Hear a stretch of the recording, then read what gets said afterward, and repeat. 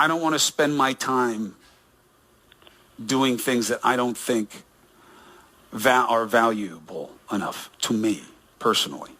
Like what?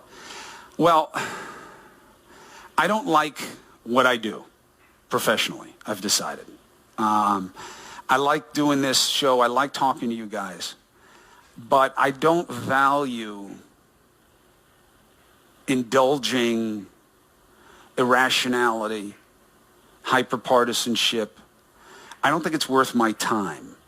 And I don't want some jackass, loser, fat tire biker to be able to pull over and get in my face and in my space and talk bullshit to me.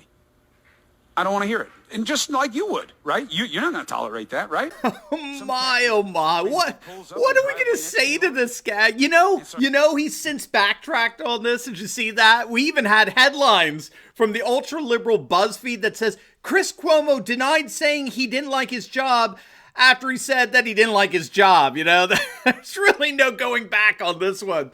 We are going to take a look at this epic meltdown from Chris Cuomo that he had the other day. And we're going to see, too, that he's not alone, that even the equally irascible Don Lemon has said that he's thinking of leaving CNN. And we're going to look at why these epic media meltdowns are actually happening more and more frequently among the mainstream media. Let's just say you're going to love the answer. Greetings, everyone. Dr. Steve here with you. Always wonderful to be with you. A safe and sound lockdown Wednesday, each and every one of you. If this is your first time here at this channel, we post 2 videos a day analyzing current events and analyze some super awesome conservative trends so that you can live in the present in light of even better things to come. So if you haven't already done so, you know what to do. Make sure to smack that bell and subscribe button. It'd be an absolute privilege to have you as a regular part of this channel, where we daily together have the privilege of celebrating the inevitable meltdown of left-wing globalism and the unstoppable rise of a new conservative age. Also, for everyone, before you do anything else, make sure to click on the link below and check out the awesome video that we put together just for you, featuring our brand new Turley Talks Insiders Club. We are so thankful to those of you who've already signed up. You're going to absolutely love being a part of this massive group of conservatives from all over the world to network with.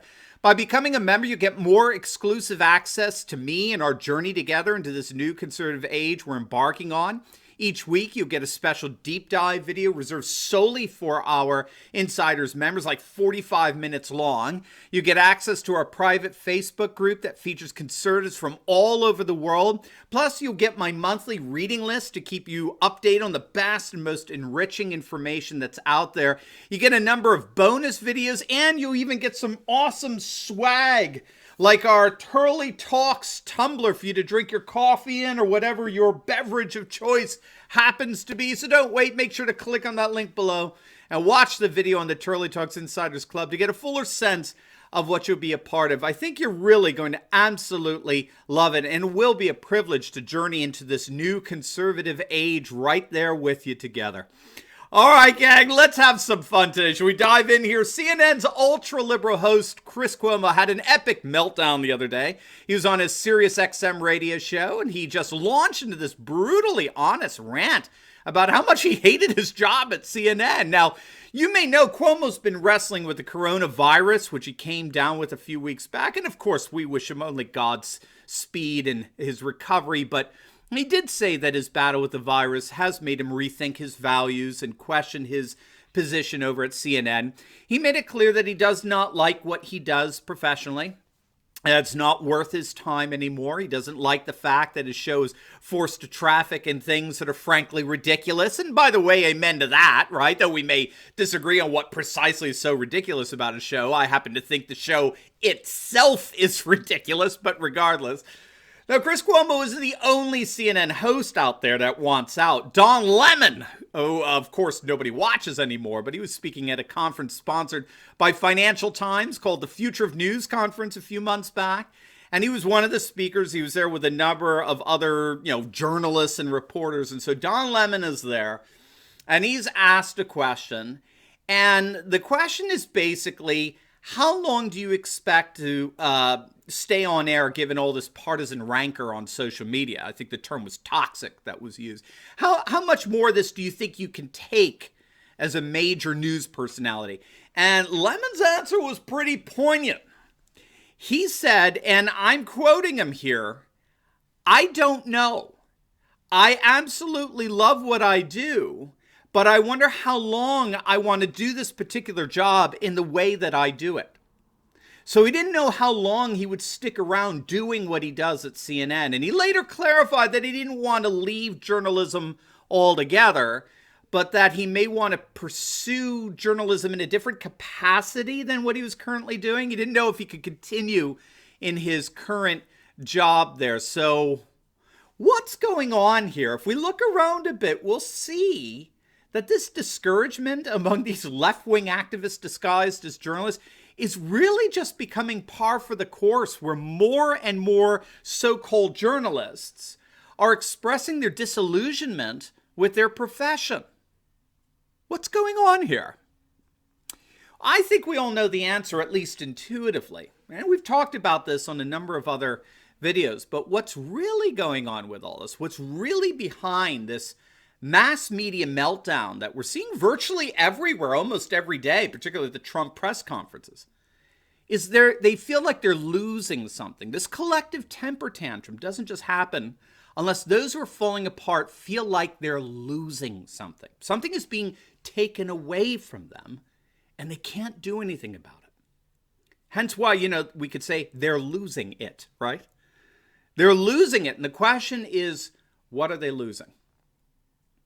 They've lost their power of political persuasion over our nation. That's exactly what Chris Cuomo admitted in his epic rant. I quote him.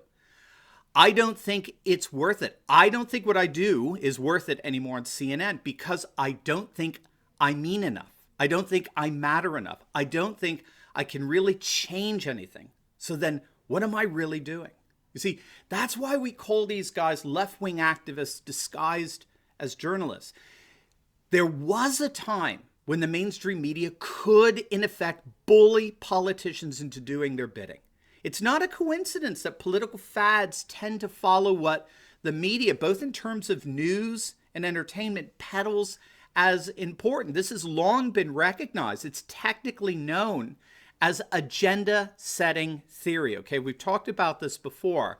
Agenda-setting theory is a field of study in the academy that explores the influence of the media on setting the political agenda and prioritizing political causes and policies. It's long been recognized that what the mainstream media focuses on, or what current events get attention on, our television sitcoms or our Hollywood movies, is a major driver of what counts as a viable political agenda, which of course is always radical left.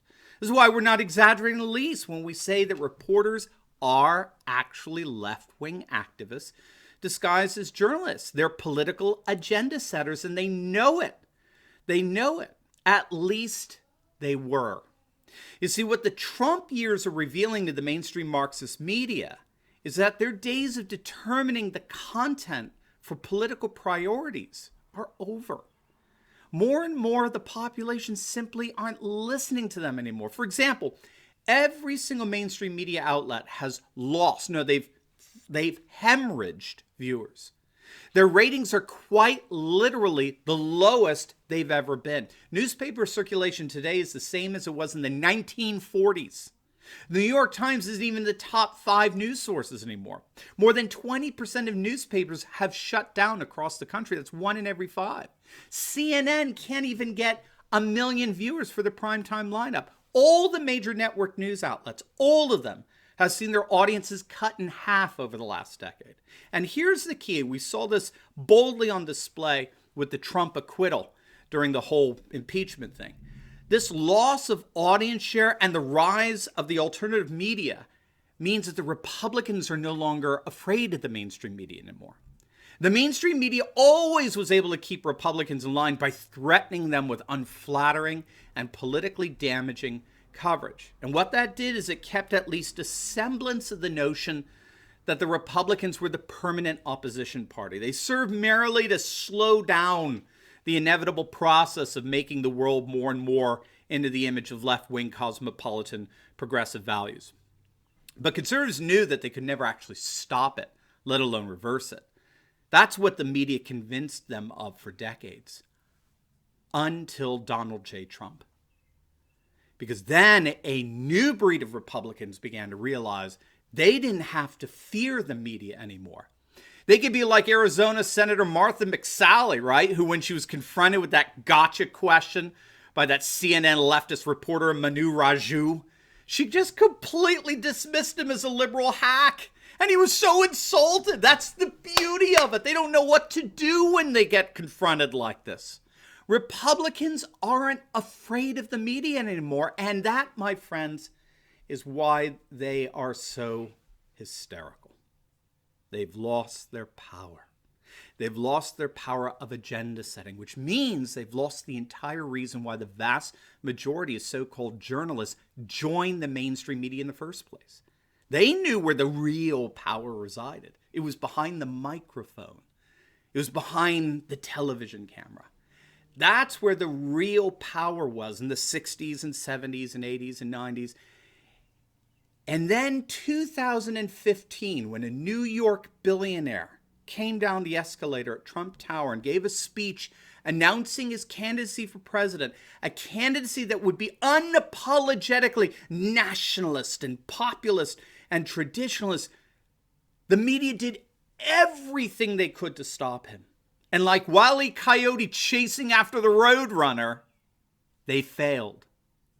Over and over and over again. A new day is dawning, a new world in which conservative ideas and institutions are ascending and left-wing liberals are hysterically imploding. Now, before you go, you'll definitely want to check out my video I just uploaded on how Trump completely savaged the mainstream media right in front of their faces at the last coronavirus press briefing. It's going to absolutely make your day. So make sure to click on the link, and I will see you over there, gang.